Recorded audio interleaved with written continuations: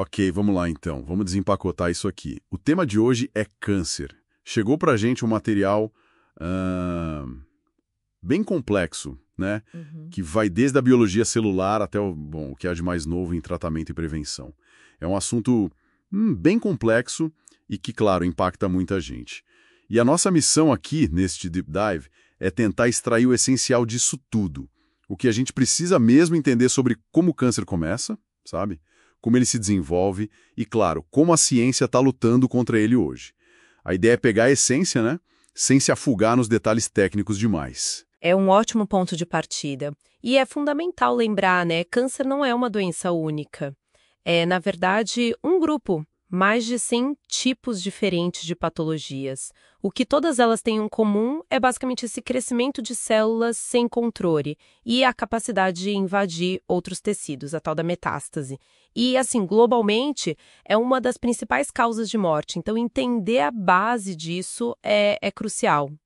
Certo. Então, como a coisa começa a desandar? Como é que uma célula que era normal, de repente vira uma célula de câncer? Esse processo, a carcinogênese, né? Começa lá no DNA, com mutações, é isso? Exatamente. Começa com alterações genéticas, mutações. Pensa assim, genes que deveriam controlar o crescimento celular, os proto-oncogenes, eles podem sofrer uma mutação e virar oncogenes. E aí eles ficam tipo hiperativos, como um acelerador que emperrou, sabe? Impulsionando a célula a se dividir sem parar, sem controle. Entendi. Um acelerador preso. E isso acontece de uma hora para outra ou é um processo mais gradual? Não é de uma vez. É um processo, assim, com etapas bem definidas: iniciação, promoção e progressão. E muitas vezes ele é impulsionado por fatores externos, os carcinógenos, agentes químicos, radiação, até alguns tipos de vírus podem entrar aí. A iniciação causa um dano no DNA que é permanente e irreversível. Depois vem a promoção, que estimula essas células já danificadas a se multiplicarem. Essa fase, às vezes, pode até ser reversível. E, por fim, a progressão, que é quando o crescimento fica descontrolado e invasivo mesmo. E você mencionou agentes externos, tipo o cigarro. O tabaco é um exemplo clássico. Ele tem substâncias que podem atuar em todas essas fases. Um agente carcinogênico muito potente. Nossa. Ok, e tem um conceito que eu achei fascinante no material, os Hallmarks of Cancer, as marcas registradas. Parece que o câncer desenvolve superpoderes, por assim dizer. É uma ótima forma de colocar. São as capacidades que as células tumorais adquirem para sobreviver e se espalhar. São várias, umas 10 principais. Mas, para simplificar, pensa assim. Elas aprendem a quebrar regras básicas. Tipo, elas conseguem manter os próprios sinais de crescimento ligados o tempo todo, ignoram os sinais que mandam parar de crescer e, crucialmente, elas resistem à morte celular programada, a apoptose, que é um mecanismo de segurança natural do corpo. Elas se tornam imortais, praticamente. De certa forma, sim, no sentido de replicação.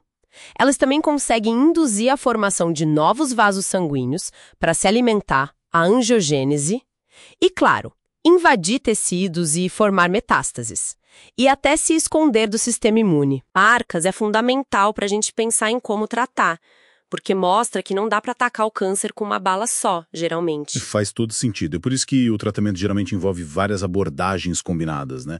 Cirurgia, químio, rádio. Sem dúvida. A abordagem multimodal é o padrão hoje.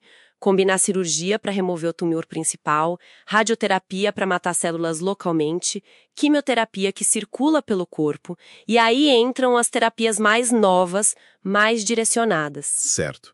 E essa batalha não acontece isolada, né? O material fala muito do ambiente ao redor do tumor, o tal do microambiente tumoral, o TME. Ele também é importante. Importantíssimo. O TME é formado por vasos sanguíneos, células do sistema imune, fibroblastos, todo o bairro onde o tumor vive.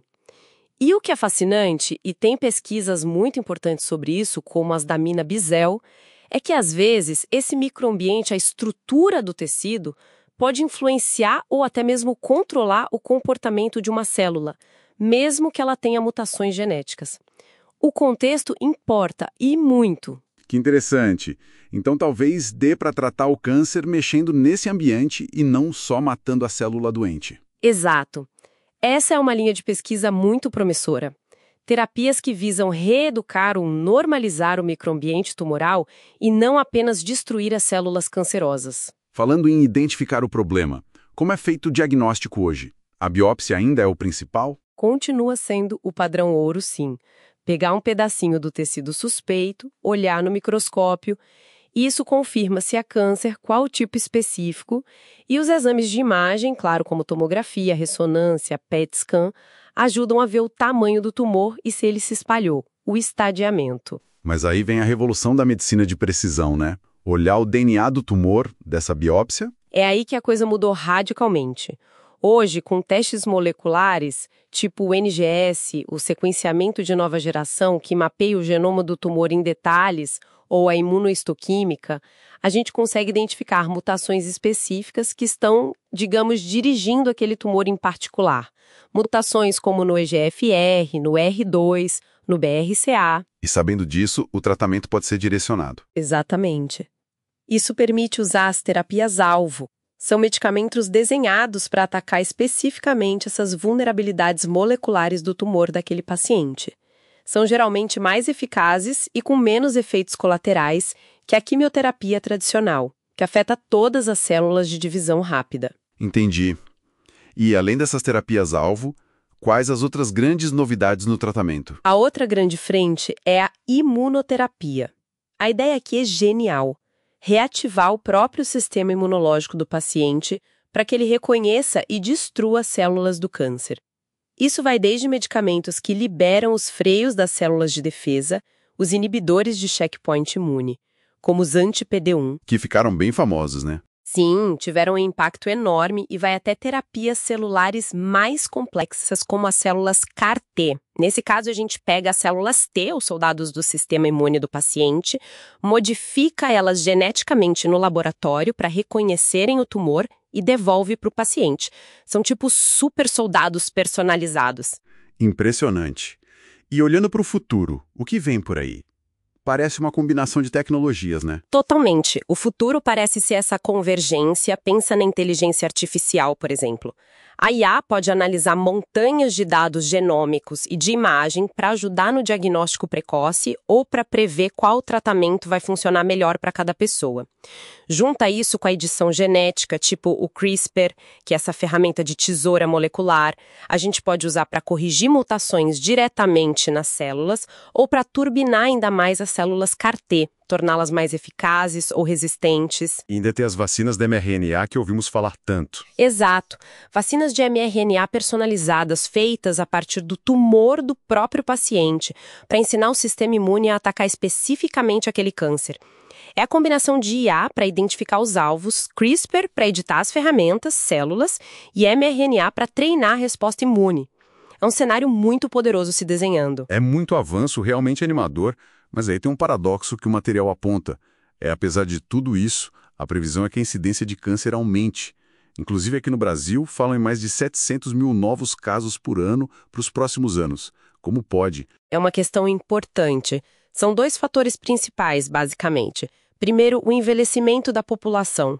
O risco de desenvolver câncer aumenta muito com a idade e as pessoas estão vivendo mais.